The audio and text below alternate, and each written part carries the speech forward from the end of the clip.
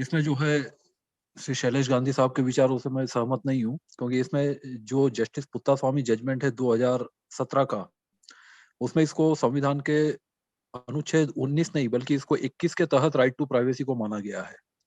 और 21 जो है उसमें right to live and right to live with dignity, ये चीज है। तो 21 में जो सुप्रीम कोर्ट के टाइम टू टाइम जो जजमेंट है, उसमें right to live with dignity में उन्होंने प्राइवेसी को भी इंक्लूड कर दिया गया है। और इस मामले में बहुत सारे जजमेंट पिछले 5 साल में आए हैं। तो इसमें हमको संविधान के अनुच्छेद 19 के बजाय संविधान का अनुच्छेद 21 देखना पड़ेगा। दूसरी बात ये कि ये जो कानून है, जैसा कि आपने भी इसमें बताया कि अवेयरनेस लोगों में बहुत ही कम है। 5-10% से ज्यादा लोग इस प्राइवेसी के बारे में अवेयर ही नहीं है और तरह तरह की चीजें इंटरनेट पर पोस्ट करते रहते हैं। और सरकार का भी इस पर कोई कंट्रोल नहीं है, क्योंकि ऐसा कोई कानून ही नहीं है जो सरकार को विदेशी कंपनियों पर कोई अधिकारिता दे। अब इसमें जो अधिकतर कंपनियां विदेशी है और विदेश में प्रोसेसिंग करती है, जैसे Facebook, WhatsApp, Twitter, zoom meeting और ये कई चीजें हैं। और ये हमारा जो डेटा जाते रहता है, आपने ये भी बताया कि जो है इसमें कई लोग खुद ही अपने ये डेटा वगैरह पोस्ट करते रहते हैं। तो इन सभी जनता को इसमें डाटा प्रिंसिपल कहा गया है। और ये जो संख्या है, ये लगभग 76 करोड़ अभी एस्टिमेट की गई है, और ये बढ़कर 120 करोड़ डाटा यूजर्स होने का अनुमान है जो डाटा प्रिंसिपल माने जाएंगे। तो इसमें आरटीआई और ऑनलाइन आरटीआई, क्योंकि इसमें भी राइट टू इन्फॉर्मेशन का एक सेपरेट सेक्शन दिया गया है, और उनको आरटीआई के दायरे में लाना, मतलब ये जितने भी डाटा फिड्यूशियरी है और जो सिग्निफिकेंट डाटा फिड्यूशियरी है, जो बड़े पैमाने पर डाटा इकट्ठा करते हैं, चाहे वो सरकारी कंपनी हो चाहे वो प्राइवेट कंपनी हो, और इसको ऑनलाइन भी करना ताकि इंस्टेंटली वो डेटा अवेलेबल हो जाए। और ये जो लंबी 6 महीने, वैसे भी 8-1 में जो प्रक्रिया है, ये काफी जटिल प्रक्रिया है और इसमें मिनिमम 6 महीना लग जाता है, क्योंकि पहले 10 दिन में नोटिस देना है 11/1 में, उसके बाद फिर पीआईओ एक निर्णय जारी करता है, निर्णय के बाद उसको 19/2 में फर्स्ट अपील का टाइम देना पड़ता है, उसका सेकंड अपील का टाइम 19/4 में देगा। और इस तरह से लगभग उसमें 6 महीने अभी व्यतीत हो जाते हैं। जब ये प्रक्रिया ऑनलाइन हो जाएगी, तो इसमें इंस्टेंटली हर व्यक्ति को, हाँ, केवल अपने से संबंधित, दूसरों से संबंधित नहीं, जो उन्होंने पोस्ट किया है खुद, वो डेटा के लिए इसमें ये प्रक्रिया है। और इसलिए डाटा प्रोटेक्शन बोर्ड का जो ऑफिस है, वो भी पूरी तरह से डिजिटल ऑफिस रहेगा, वो इसमें दिया गया है। दूसरी बात ये कि जो अवेयरनेस की बात है, कि जैसे ये आपने भी कहा कि कुछ लोग खुद ही अपना डेटा पोस्ट करते रहते हैं और इसके बारे में लोग कंसर्न नहीं होते हैं। लेकिन हर व्यक्ति अपना और अपने फैमिली मेंबर की प्राइवेसी जरूर चाहता है। जैसे बच्चों का डेटा है, अब जैसे आपकी फोटो मांगी जाए तो आप बोल सकते हैं कि भाई मेरी लाइफ ट्रांसपेरेंट है, मेरी फोटो मैं देता हूँ। कोई अब आपके वाइफ की या आपकी बहन बेटी की फोटो मांगता है, तो पहले आप सर्कमस्पेक्ट हो जाएंगे, आप देखेंगे कि ये क्यों मांग रहा है, इस फोटो का क्या करेगा, किस पर्पस के लिए कर रहा है, क्या ये लॉफुल पर्पस के लिए है या क्या अनलॉफुल पर्पस के लिए है। सीबीआई ने अपनी रिपोर्ट में कहा है कि जो बच्चों के फोटो पोस्ट किए जाते हैं, इसमें मैक्सिमम जो फोटो होते होते हैं छोटे बच्चों के, वो डेटा जो बच्चों को किडनैप करने वाले जो गैंग्स होते हैं, ये सीबीआई की रिपोर्ट में आ चुका है, ये इसको गलत तरीके से इस्तेमाल करते हैं। और आईटी एक्ट में इसलिए भी प्रावधान किए गए हैं कि इस डेटा को जो ऑनलाइन है, इसको ये किया जाए। तो क्रिमिनल लॉ के दायरे में तो इसको लाया है, लेकिन सिविल या जो लोग खुद होके जो पोस्ट करते हैं, इतने सारे लोगों को कंट्रोल कैसे किया जाए। तो इसमें जो कंपनी है इनका, इन पर भारत सरकार का कोई भी नियंत्रण नहीं था, और सुप्रीम कोर्ट की अथॉरिटी भी वो मानते नहीं थे, क्योंकि प्रोसेसिंग वो लोग विदेश में करते हैं। कई लोग अपने सीईओ भी अपॉइंट नहीं करते हैं। इसमें कोई ग्रीवेंस हैंडलिंग मैकेनिज्म भी इसमें नहीं था, और हाई कोर्ट सुप्रीम कोर्ट के नीचे इस लॉ को कोई प्रोटेक्ट भी नहीं करता था। अभी एक अमिताभ बच्चन का एक केस है कि जिसमें अमिताभ बच्चन के नाम से लोग क्राइम कर रहे थे, और एक वॉइस मैसेज आता था, और वॉइस मैसेज आके फिर वो अकाउंट खाली कर देते थे उसका, कि आपको इनाम मिलने वाला है, ये वो करके। और लोग चूंकि अमिताभ बच्चन को मानते हैं, सभी जानते हैं, आवाज भी सभी पहचानते हैं, और अमिताभ बच्चन के नाम पे लोगों ने क्राइम करना शुरू कर दिया था। तो इसलिए अमिताभ बच्चन को अपने पैसे खर्च करके हाईकोर्ट में जाना पड़ा, और अपने आवाज पर रोक लगानी पड़ी कि लोग मेरी परमिशन के बिना मेरा जो आवाज है, इसको क्राइम करने के लिए, कौन बनेगा करोड़पति लाइव के नाम से क्राइम करने के लिए इसको गलत इस्तेमाल ना करें। तो इस तरह से उनको भी अपने राइट टू प्राइवेसी के लिए इसमें कोड खराब ना करे, या उनके नाम से क्राइम करना शुरू ना कर दे, जो काफी बड़े पैमाने पर एक रैकेट केबीसी लाइव नाम से शुरू हो गया था। तो इस तरह से ये जो राइट है, right to live with dignity, इसमें किसी, और इसमें जो खास करके लैंग्वेज की ड्राफ्टिंग यदि आप देखेंगे, तो पहली बार ये कानून ऐसा बना है कि जिसमें जनरल ये जो ये है, इसका जो इंटरप्रिटेशन है, तो उसमें पहली बार एक ड्राफ्टिंग ऐसा हुआ है कि जिसमें पूरा फेमिनाइन डिग्री यूज किया गया है, कि जिसमें जैसे कि 1897 के कानून में जो इंटरप्रिटेशन दिया गया है वो ये है कि ही इंक्लूड्स शी, लेकिन यहाँ पर यदि आप देखेंगे तो पहली बार एक कानून ऐसा आया है 1897 के बाद कि जिसमें शी के बारे में कहा है। जैसे मैंने बताया कि आपकी फोटो के लिए हो सकता है आपका ऑब्जेक्शन ना हो, लेकिन जब आपके घर वालों की फोटो है, फैमिली मेंबर्स की फोटो है, हम ये सोचते हैं कि हमारे मोबाइल में है, आपके मोबाइल में कुछ भी नहीं है। ये सब चीजें जो होती है उनके सर्वर पर होती है, और उस सर्वर पर उस डेटा का वो क्या यूज करते हैं, क्या मिसयूज करते हैं, क्या वो पोर्नोग्राफी के लिए इस्तेमाल कर रहे हैं या बेच रहे हैं, इस पर किसी का कोई नियंत्रण नहीं था। केवल आईटी एक्ट में क्रिमिनल ऑफेंस को रोकने के लिए प्रावधान बने हुए हैं।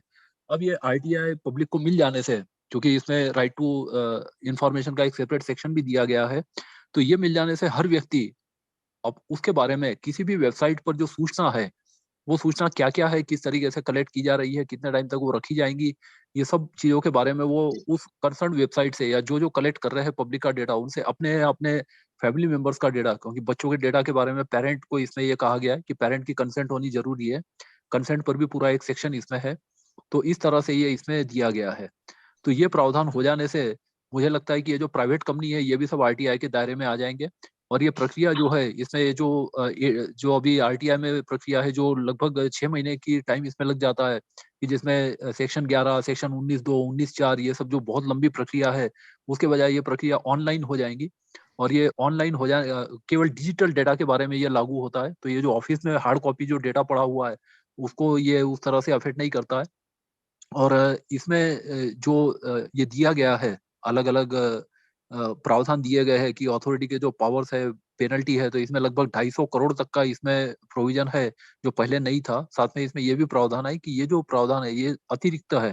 मतलब this law is in addition to and not in supersession of any other law. तो इसमें ये प्रावधान होने की वजह से जो आईटी एक्ट में पेनल्टी लगती है वो तो लगती ही है। उसके अलावा जो फाइन है आईटी एक्ट में या जो इम्प्रिजनमेंट है, उसके अलावा जो पर्सनल डेटा का जो ब्रीच ऑफ प्राइवेसी के लिए जो प्रावधान है, तो इसमें पेनल्टी भी होंगी जो काफ़ी ज़्यादा है। जो पहले केवल 5 करोड़ तक का था इन्फॉर्मेशन टेक्नोलॉजी एक्ट में, उसको बढ़ाकर यहाँ पे मैक्सिमम 250 करोड़ तक का दिया गया है, और नोटिफ़िकेशन से सरकार इसको बढ़ाकर 500 करोड़ तक का भी कर सकती है, क्योंकि ये इंडियन पब्लिक जो है यही सबसे ज़्यादा इनका डेटा होता है, और सभी देशों में जीडीपीआर काफ़ी स्ट्रिक्ट कानून माना जाता है यूरोप का। सभी इंटरनेशनल लॉ में इस तरह के कानून है। सिर्फ़ और भारत के जो यूज़र्स है ये लगभग 40-50% है। किसी भी वेबसाइट पर आप देखिए, चाहे वो ट्विटर हो, फेसबुक हो, गूगल हो, व्हाट्सएप हो, क्योंकि हमारी पॉपुलेशन बहुत ज़्यादा है, और अधिकतर लोगों को इसका होश ही नहीं है कि उनका डेटा जो है वो कहाँ जा रहा है। वो सोचते हैं कि हमारे मोबाइल में है। लेकिन इसका जो ट्रैकिंग वगैरह जो होता है, किस तरह से प्रोसेसिंग करते हैं, ये प्रोसेसिंग वगैरह सब कंपनियों को बताना एक कंपल्सरी हो जाएगा, और उसमें जो जिससे डेटा ले रहे हैं, उनको भी वो सभी के नाम बताना ज़रूरी हो जाएगा कि कहाँ-कहाँ पर वो प्रोसेसिंग कर रहे हैं, कहाँ वो बैकअप ले रहे हैं, कहाँ उसका कितने टाइम तक वो डेटा रखा जाएगा, वो जो पर्पज़ है वो लॉफुल है या नहीं है। तो ये सब इन्फॉर्मेशन उनको पब्लिक को देना इसमें आवश्यक हो जाएगा। तो इस तरह से हम इसको एक ऑनलाइन आरटीआई का नया वर्ज़न हम मान सकते हैं। ये मेरा अपना व्यू है। Thank you. भाई साहब, मैंने डेटा प्रोटेक्शन एक्ट नहीं होना चाहिए ऐसा कहा ही नहीं है। खुद का डेटा अपने आप कंट्रोल कर सकना चाहिए, उसके बारे में मेरा कोई भी आपत्ति नहीं है। मेरी आपत्ति है सूचना के अधिकार के 81J पे अमेंडमेंट करने की। और ये समझ लीजिए, आपने प्राइवेसी पे बहुत भाषण दे दिया। ये जो अमेंडमेंट कह रहे हैं उसमें प्राइवेसी का कोई बात जिक्र ही नहीं है। Information which relates to personal information is exempt, खत्म। पर्सनल इंफॉर्मेशन प्राइवेट है नहीं है कुछ देखने का नहीं है। पर्सनल इंफॉर्मेशन है या नहीं, सूचना जो व्यक्तिगत सूचना से संबंधित है वो नहीं देनी है। प्राइवेसी का कोई जिक्र नहीं है ये अमेंडमेंट के तहत। तो अगर ये अमेंडमेंट आ गया तो हाँ, आपका अगर ये कहना है कि नहीं डेटा प्रोटेक्शन एक्ट क्यों होना चाहिए, आरटीआई एक्ट बंद कर दो, तो ठीक है। ये अमेंडमेंट से आरटीआई एक्ट बंद हो जाएगा। मुझे ये कहिए कहाँ पे इसमें जो प्रपोज अमेंडमेंट में है सूचना जो व्यक्तिगत सूचना से संबंधित है, प्राइवेसी की बात ही नहीं आई, पार्लियामेंट की बात ही नहीं आई। पर्सनल इंफॉर्मेशन जिसको भी बोल सकते हैं, मना करेंगे। और पर्सनल इंफॉर्मेशन कंपनी की भी पर्सनल इंफॉर्मेशन वो मानते हैं डेटा प्रोटेक्शन एक्ट के तहत। ऑब्जेक्शन है 81J को अमेंड करने पे, ऑब्जेक्शन डेटा प्रोटेक्शन एक्ट पे मैंने स्टडी भी नहीं किया है इतना, मगर मैं कुछ उसमें अच्छी चीजें भी देखता हूँ और मैंने उस टॉपिक पे स्टडी नहीं किया है। मगर 81J अमेंड ना करें इतनी ही विनती है। इस पे आपने जोर नहीं दिया, आपने प्राइवेसी का जिक्र ही नहीं है इसमें। सिर्फ व्यक्तिगत होने से सूचना नहीं देनी है, यही एक जिक्र है। जी सर, आपकी बात से मैं पूरी तरह सहमत हूँ, आपके कंसर्न भी मैं समझ रहा हूँ। इसमें 2003 बिल आए हैं, एक 2018 का बिल है, एक नहीं 2019 नहीं, का बिल अभी है अभी और आज के बिल की 2022 का बात बिल करें है। ना वीरेंद्र जी, जी पहले वही के मैं बिल बता को रहा छोड़ हूँ दीजिए। कि इसमें ये जो सडनली ये चीज आ गई है, ये पहले 2019 के बिल में आरटीआई एक्ट का कोई भी मेंशन नहीं था हाँ और तो उसमें नहीं, ये तो अमेंडमेंट भी नहीं हम था। इतना ही कह रहे हैं कि वो मेंशन निकाल देना चाहिए, हम और कुछ नहीं कह रहे हैं। फिर जो अभी आपको लगता 2018 है कि का, वो मेंशन रखना चाहिए तो बताइए। नहीं नहीं, मैं वो नहीं कर रहा हूँ, मैं ये बता रहा हूँ कि 2018 में जो अमेंडमेंट था वो भी हमको इसमें पढ़ना चाहिए कि क्या था। इसको स्कोप जो है 81J का स्कोप, वो इसमें दूसरे तरीके से अमेंड करने का प्रपोजल था 2018 के बिल में। ये 112 सेक्शन का था और सेक्शन 112 में उसमें ये था, मैं उसको पढ़ता हूँ अमेंडमेंट को। In place of the current भाई क्लॉज साहब, जे, आज के जो अपने पार्टिसिपेंट्स हैं उन्हें आज क्या परिस्थिति है ये बताइए। इतिहास तो हम बाद में चर्चा कर लेंगे मैं इसका। इतिहास की बात नहीं कर रहा हूँ, मैं बोल रहा हूँ 17 दिसंबर के पहले आपको क्या लिखना चाहिए गवर्नमेंट 2018 में था, वो यदि हम समझेंगे, क्योंकि हमको ड्राफ्टिंग में उनकी मदद करनी है, जो ये बताया गया है कि इस कैट को किस तरह से करना है, क्योंकि इसमें इसलिए वो पढ़ के बता देता हूं मैं, उसको आप 2 मिनट में सुन लीजिए। In place of the current law, ये 2018 का प्रपोज था, क्योंकि शिवानंद हम भाई, यदि संशोधन करते हैं, देखिए एक्ट ना लाया जाए ये एक अलग चीज है, सेक्शन 30 ड्रॉप कर दिया जाए ये अलग चीज है, या 32, क्योंकि ये सब सेक्शन 1 जो है वो आईटी एक्ट से संबंधित है। इसमें जो प्रपोजल था 2018 के अमेंडमेंट में वो ये था, in place of current clause J of subsection 1 of section 8 of the Right to Information Act 2005, the following clause J of subsection 1 of section 8 shall be substituted, namely, information which relates to personal data which is likely to cause harm to a data है, ये 2022 bill में data principal word भी defined है, where such harm outweighs the public interest in accessing such information, having due regard to the common good of promoting transparency and accountability in the functioning of the public authority. इसके बाद फिर 2 proviso है और एक explanation है। Provided disclosure of information under this laws shall be notwithstanding anything contained in the Personal Data Protection Act 2018। मतलब है कि आरटीआई एक्ट को पीडीपी बिल 2018 के ऊपर वरीयता दी गई थी 2018 वाले बिल में। फिर लिखा है कि provided further that the information which can not be denied to the parliament और state legislature shall not be denied to any person. मतलब ये जो अभी प्रोविजो है, इस प्रोविजो को भी 2018 में के बिल में रखा गया था, जो अभी ड्रॉप करने का प्रपोजल है। और फिर एक्सप्लेनेशन ये है कि for the purpose of this section, the terms personal data, data principle and harm shall have the meaning assigned to these terms in the Personal Data Protection Act 2018। तो मुझे जो मेरा व्यू है, जहां तक आरटीआई का कंसर्न है, कि 2018 में जो ड्राफ्टिंग था वो ज्यादा सही और बेहतर था as compare to this drafting of 2022। Thank you.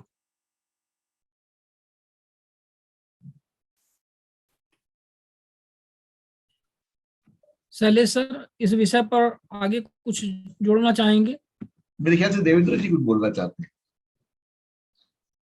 नहीं, आई थिंक सर आप वीरेंद्र जी पहले कंप्लीट कर जहां लीजिए, तक मैं आपके समझ रहा बाद हूँ में कबूल कर रहे हैं कि 81J का अमेंडमेंट जो सजेस्ट किया है वो गलत है, ऐसा मैं समझा हूँ वीरेंद्र जी की बात से। यस, मैं उससे एग्री कर रहा हूँ कि जो 2018 में इस तरह का बिल प्रपोजल मतलब उल्टा अमेंडमेंट नहीं, था मगर और आरटीआई एक्ट 2019 को में छेड़े बिल्कुल ही ही नहीं क्यों? था। आरटीआई एक्ट को क्यों छेड़ा जाए? यस, 2019 में तो नहीं छेड़ा था, 2022 में सडनली अचानक ये प्रपोजल आ गया है। हाँ, तो बस उसी को विरोध करने की बात कर रहे हैं। और 17 साल के अंदर ऐसा कोई नुकसान किसी को बड़ा हो गया हो, देश को बड़ा नुकसान हो गया, ऐसी बात नहीं आती। तो आरटीआई एक्ट जो अच्छी तरह चल रहा है, हालांकि जो आप 6 महीने की प्रक्रिया कह रहे हैं वो गलत है, वो कानून के खिलाफ है। ये 6 महीने की प्रक्रिया होनी नहीं चाहिए, ये अपने कमीशन की नाकामी भी है। नहीं, ये तो सुप्रीम कोर्ट ने भी कई जजमेंट में कहा है। नहीं, वो ये तो सुप्रीम कोर्ट की पिछले 10 साल के कई जजमेंट है, वो सब जजमेंट भी मैं गिना सकता हूँ किस किस जजमेंट में क्या क्या कहा है, और जो पूरी प्रक्रिया है वो भी मैं विस्तार से पूरा डिस्क्राइब अरे वो कर सकता सुप्रीम कोर्ट के क्यों, कानून क्या कहता है? मेरे हिसाब से तो आरटीआई का कानून जो ठक्कर है साहब, बहुत ही बेहतर है, इसको छेड़खानी ना करें, इतनी विनम्र है। शिवानंद भाई अगर अनुमति हो, गांधी सर अगर अनुमति देंगे तो मैं कुछ बातों को प्रेजेंट करना चाहता हूँ। हाँ, थोड़ा सा बताइए। समय लगेगा लेकिन जरूरी है, मुझे ऐसा लगता है। हाँ बिल्कुल अगर देवेंद्र जी, फोरम आज का सबके इस विषय पर विचार ही सुनने के लिए रखे गए हैं, प्लीज जी, बोले।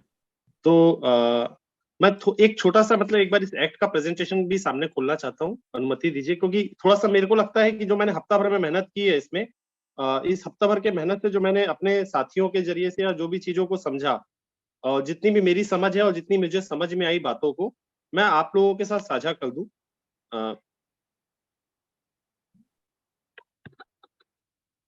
देखिए, सबसे पहली जो एक बात है जो समझने की सबसे जो जरूरी बात है, वो एक बात तो है कि जो गांधी सर जो इशू उठा रहे हैं, जो हम लोगों के सामने जो सबसे बड़ा इशू है कि जो सूचना के अधिकार को जिस तरीके से नुकसान पहुंचाया जा रहा है, वो तो एक मस्ट इशू है ही।